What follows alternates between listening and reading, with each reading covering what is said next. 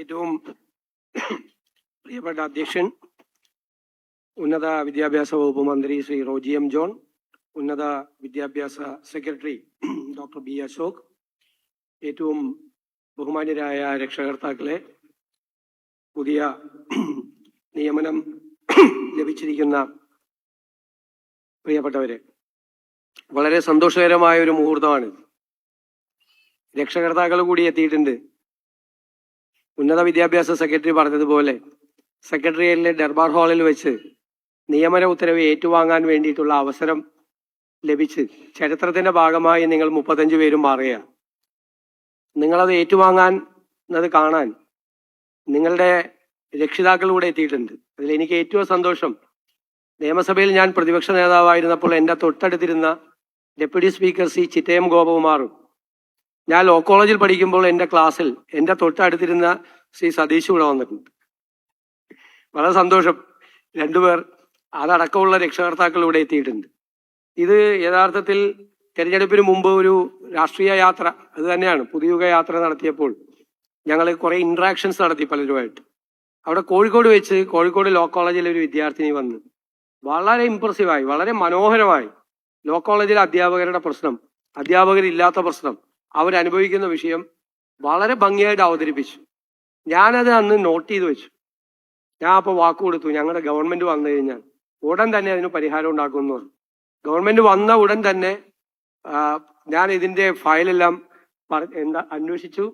പിന്നെ Roji M John, ഉന്നത വിദ്യാഭ്യാസ മന്ത്രിയും സെക്രട്ടറി ഡോക്ടർ അശോകും എല്ലാം വലിയ ഉത്സാഹത്തോടുകൂടി എടുത്തു. അതുകൊണ്ടാണ് വളരെ വേഗത്തിൽ ഈ അഡ്വൈസ് മെമ്മോ അയക്കാൻ കഴിഞ്ഞത്.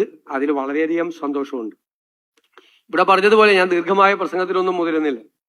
വലിയ ഒരു ഉത്തരവാദിത്തമാണ് ഒരു അധ്യാപകൻ എന്നുള്ള നിലയിൽ നിങ്ങളെ ഏറ്റെടുക്കുന്നത്. ഞാൻ കഴിഞ്ഞ 2-3 ദിവസമായിട്ട് പ്രസംഗിച്ചുകൊണ്ടിരിക്കുകയാണ്. ഈ നാട്ടിലെ ഏറ്റവും വലിയ പ്രൊഫഷൻ എന്ന് പറയുന്നത് അധ്യാപകരുടെ ജോലിയാണ്. അതിനേക്കാൾ വലിയൊരു ജോലിയില്ല. ഞങ്ങളുടെയൊക്കെ ജോലിയുടെ ഒരു പ്രശ്നമുണ്ട്, സ്ഥാനത്തിരിക്കുമ്പോൾ മാത്രമുള്ള ആളുകൾക്ക് ബഹുമാനമുള്ളൂ, അത് പോയാൽ ആർക്കില്ല. നിങ്ങളുടെ അതല്ല, നിങ്ങൾ റിട്ടയർ ചെയ്ത് കഴിഞ്ഞാലും ജീവിതാവസാനം വരെ ആ ബഹുമാനവും ആദരവും സ്നേഹവും ഉണ്ടാവും. അധ്യാപകർക്ക് മാത്രം കിട്ടുന്ന ഒരു പ്രിവിലേജാണ്, അസാമാന്യമായിട്ടുള്ളൊരു പ്രിവിലേജാണ്. എവിടെ പോയാലും എത്ര പ്രായമായാലും ഒരു വിദ്യാർത്ഥി എവിടെ നിന്നെങ്കിലും ഓടി വന്നിട്ട് പറയും, ടീച്ചറോ സാറോ എന്നെ പഠിപ്പിച്ചാണെന്ന് പറയും. ബഹുമാനത്തോടു കൂടിയാണ് അവർ നോക്കിക്കാണുന്നത്. വേറൊരു പ്രൊഫഷനും കിട്ടാത്ത, ജീവിതാവസാനം വരെ കിട്ടുന്ന ഒരു അംഗീകാരം കിട്ടുന്ന ഒരു മനോഹരമായ ഒരു പ്രൊഫഷനാണ്. അതിന്റെ ഗൗരവത്തോടു കൂടി, ഉത്തരവാദിത്തത്തോടു കൂടി അത് ഏറ്റെടുത്ത് അത് ഭംഗിയായി നിർവഹിക്കാൻ നിങ്ങൾക്ക് കഴിയട്ടെ എന്ന് ആശംസിക്കുന്നു. ഇവിടെ മന്ത്രി പറഞ്ഞതുപോലെ ഉന്നത വിദ്യാഭ്യാസ രംഗത്ത്, നിയമ വിദ്യാഭ്യാസ രംഗത്ത് ഒരുപാട് മാറ്റങ്ങൾ വരുത്താൻ ഗവൺമെന്റ് ആഗ്രഹിക്കുന്നു. ഉന്നത വിദ്യാഭ്യാസ രംഗം, എഡ്യൂക്കേഷൻ, ഹയർ എഡ്യൂക്കേഷൻ, കേരളം ഒരു ഡെസ്റ്റിനേഷൻ പോയിന്റ് ആക്കി കേരളത്തെ മാറ്റണമെന്നാണ് ഞങ്ങൾ ആഗ്രഹിക്കുന്നത്. മികച്ച സർവകലാശാലകൾ, ലോകത്തിലെ ലെഗസി യൂണിവേഴ്സിറ്റീസ് ഉൾപ്പെടെ കേരളത്തിൽ കൊണ്ടുവന്ന് അവരുടെ ഡിപ്പാർട്ട്മെന്റുകൾ ഇവിടെ രൂപീകരിച്ച് ലോകത്തിലെ ഏറ്റവും പുതിയ കോഴ്സുകൾ, നോളജ് എക്സ്പ്ലോഷൻ നടക്കുന്ന കാലത്ത് ഏറ്റവും വലിയ അക്കാഡമിക് പ്രോഗ്രാമുകൾ കേരളത്തിൽ കൊണ്ടുവന്ന് നമ്മുടെ കുട്ടികൾക്ക് തൊഴിൽ ഉറപ്പുവരുത്തുന്നതിന് വേണ്ടിയിട്ടുള്ള സംരംഭം കൂടി ആലോചിക്കുകയാണ്. ഞങ്ങളൊരു ഗ്ലോബൽ ജോബ് വാച്ച് ടവർ ഉണ്ടാക്കി എക്സ്പേർട്ടുകളെ നിയോഗിച്ച് ലോകത്തെ ഓരോ രംഗത്തും നടക്കുന്ന മാറ്റങ്ങൾ, പുതിയ ജോലിയുടെ സ്വഭാവത്തിന് ഉണ്ടാകുന്ന മാറ്റങ്ങൾ, പുതിയ സാങ്കേതിക വിദ്യകൾ വരുമ്പോൾ ഉണ്ടാകുന്ന മാറ്റങ്ങൾ റിപ്പോർട്ട് ചെയ്യാനുള്ള എക്സ്പേർട്ട് കമ്മിറ്റികൾ രൂപീകരിച്ചിരിക്കുക. അവരെ ആ റിപ്പോർട്ട് ഗവൺമെന്റിന് തന്നാൽ ഗവൺമെന്റ് കരിക്കുലം റീസ്ട്രക്ചർ ചെയ്ത് പുതിയ അക്കാഡമിക് പ്രോഗ്രാമുകൾ ആരംഭിക്കും. ഇൻഡസ്ട്രിയുമായിട്ട് കൂടി ചേർന്നുകൊണ്ട് ആരംഭിക്കാനുള്ള പദ്ധതികളാണ്. ഇപ്പോൾ പോർട്ട് സിറ്റിയാക്കി കേരളത്തെ മാറ്റാനുള്ള പദ്ധതിയുടെ കൂടെ അതിന്റെ കൂടെ ഒരു അക്കാഡമിക് പ്രോഗ്രാം കൂടി ഞങ്ങൾ ലിങ്ക് ചെയ്തിട്ടുണ്ട്. അതിൽ മാരിടൈം ലോ, കേരളത്തിൽ കാര്യമായിട്ട് മാരിടൈം ലോയ്ക്ക് വളരെ കുറവാണ് സാധ്യതകൾ. അപ്പൊ ഇനി ഒരുപാട് സാധ്യതകൾ വരും. മാരിടൈം ലോ കേരളത്തിൽ ഒരു വലിയ ചാപ്റ്ററായി മാറും. ലോജിസ്റ്റിക്സ് പഠിക്കാൻ വേണ്ടിയിട്ടുള്ള സംവിധാനം ഉണ്ടാകും. അതുപോലെയുള്ള പുതിയ നിയമത്തിന്റെ പുതിയ ബ്രാഞ്ചസ്, ഈ സാങ്കേതിക വിദ്യകൾ വരുമ്പോൾ നിയമത്തിൽ പുതിയതായ ശാഖകൾ ഉണ്ടാകും.